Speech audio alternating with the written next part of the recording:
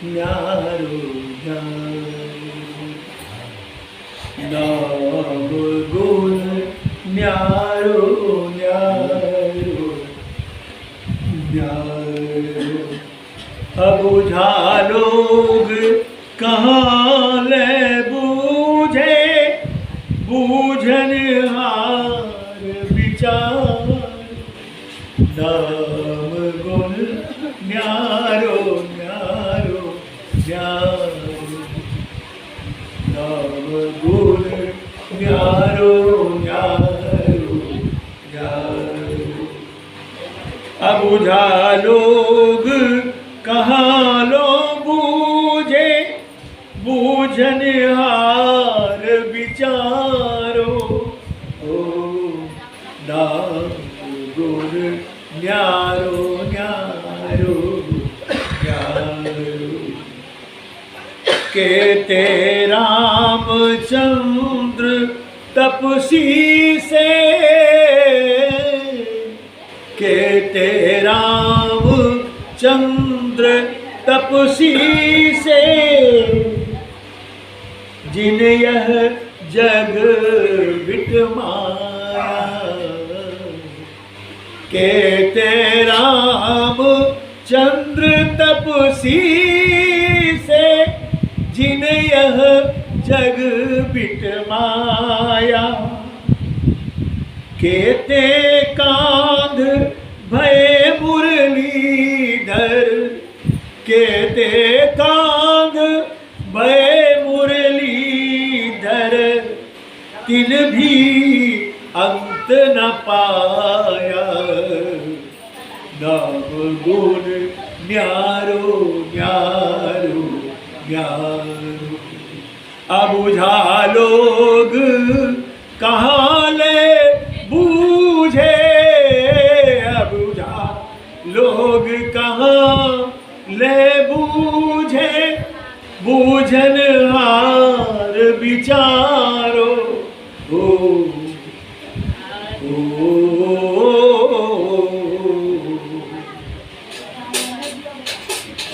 नाम गुण न्यारो न्यारो न्यारो।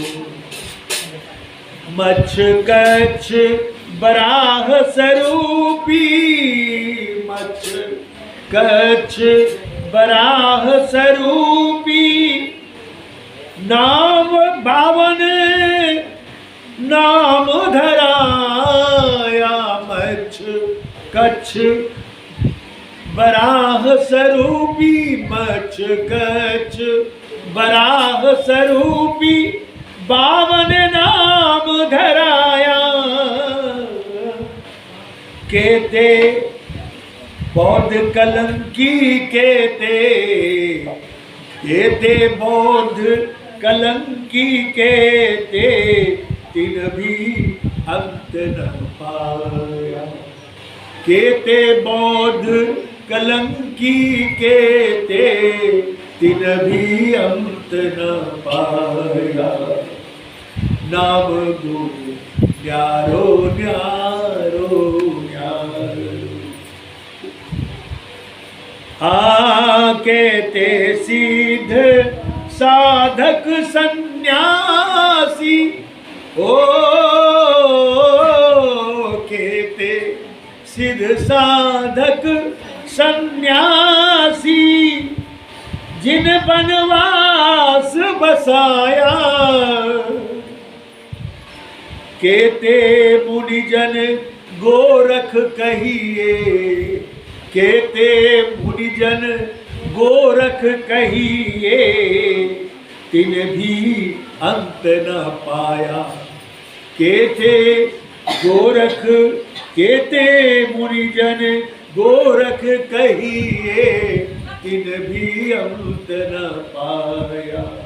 नाम गुण न्यारो न्यारो न्यारो।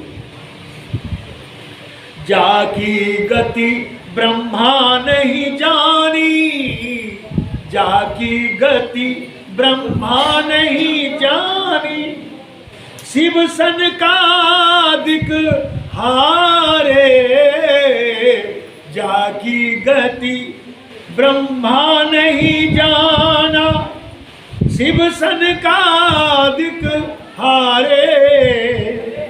केते गुण नर कैसे पइहे, केते गुण नर कैसे पइहे, कहि कबीर पुकारे। केते गुण नर कैसे के पइहे, कहे कबीर पुकारे। नाम गुण न्यारो न्यारो न्यारो।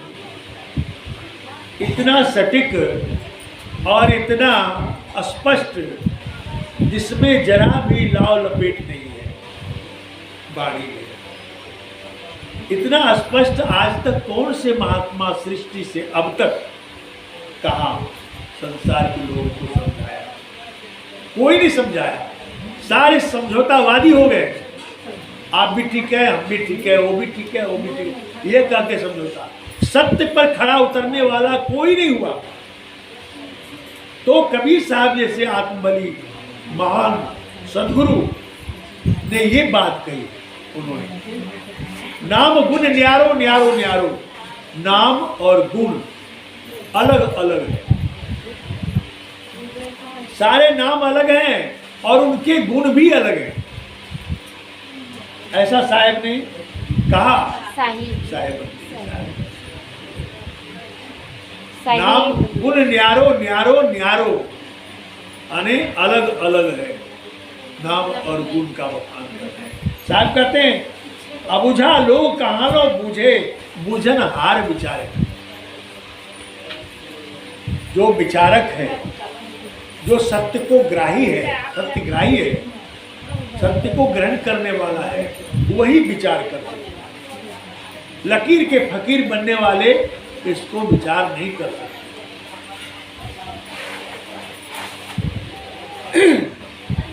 कहते हैं साहब, कहते राम तपसी से, रामचंद्र तपसी से,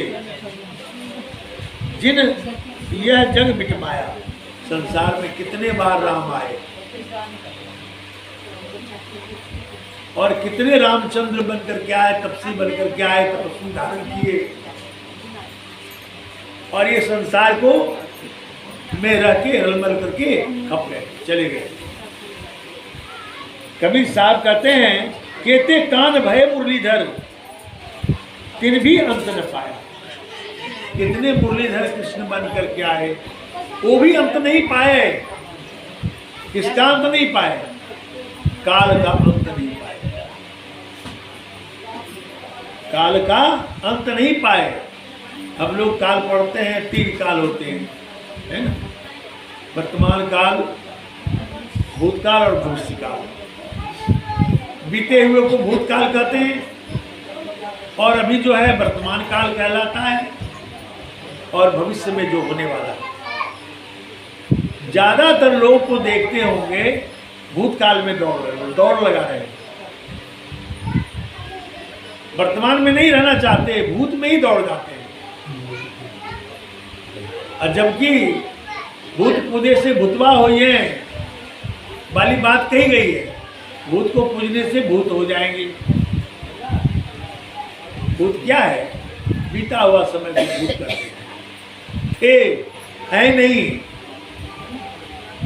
अब है नहीं। अब उसी पर विचार करते हुए जीवन गुजर जाता है कि जो पहले वाले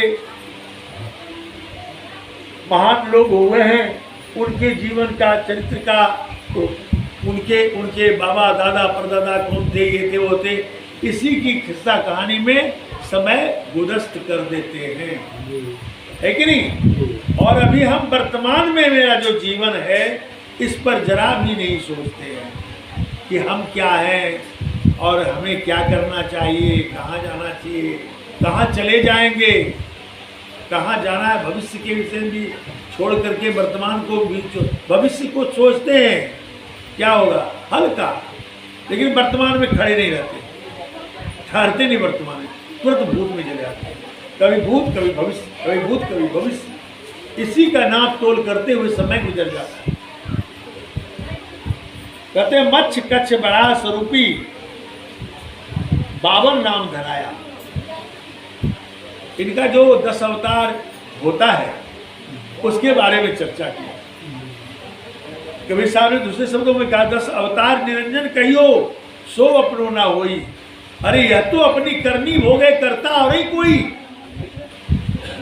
ये तो अपनो करनी भोगने आते हैं, कर्म के फल भोगने आते हैं।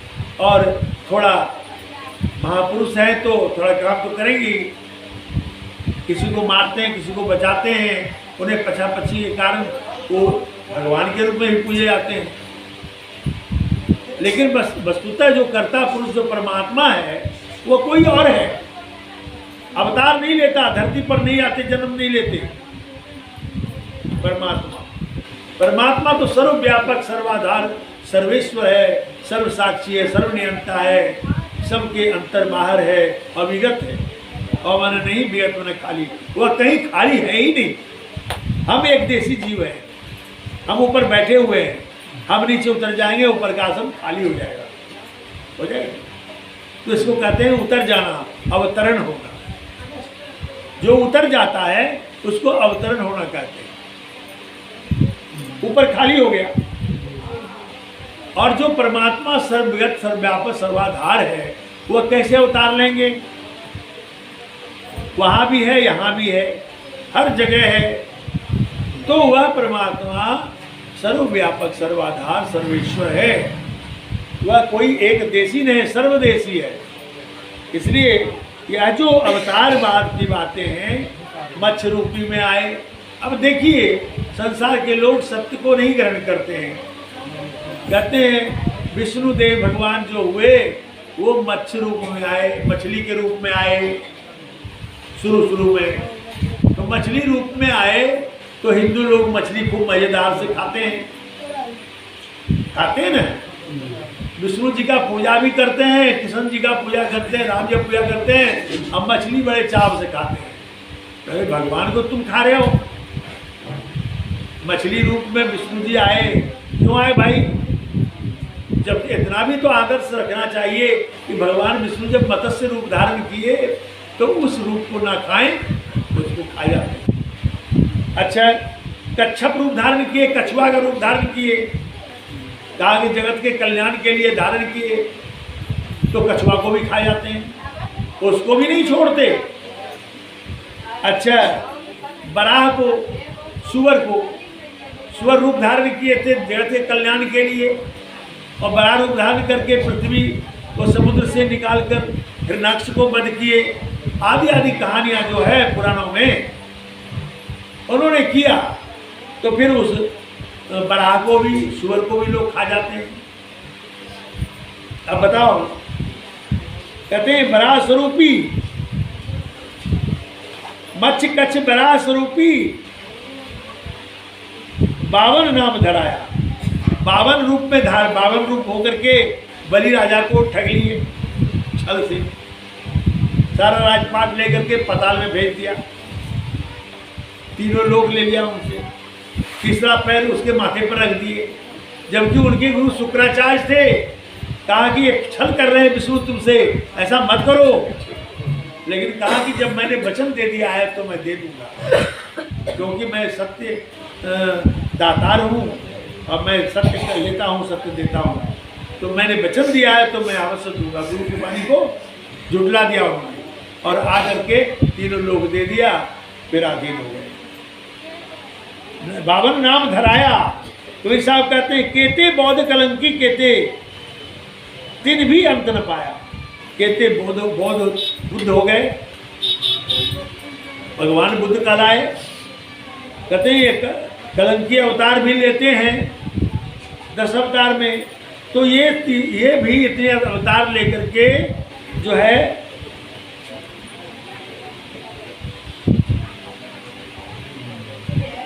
ये भी अंत नहीं पाए, ये सभी अंत नहीं पाए, माया का अंत नहीं पाए, काल का अंत नहीं पाए, परमेश्वर का अंत नहीं पाए।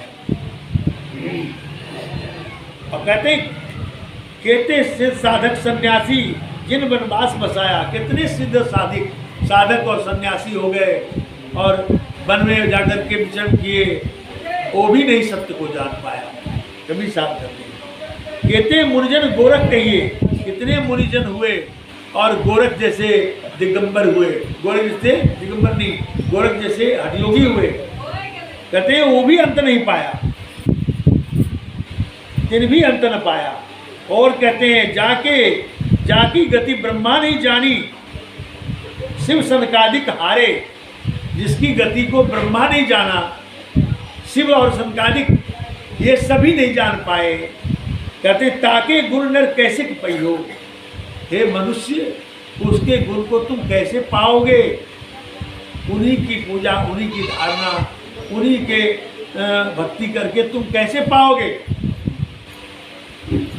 कैसे के पैयो कहे कबीर पुकारे, कबीर साहब कहते हैं पुकार करके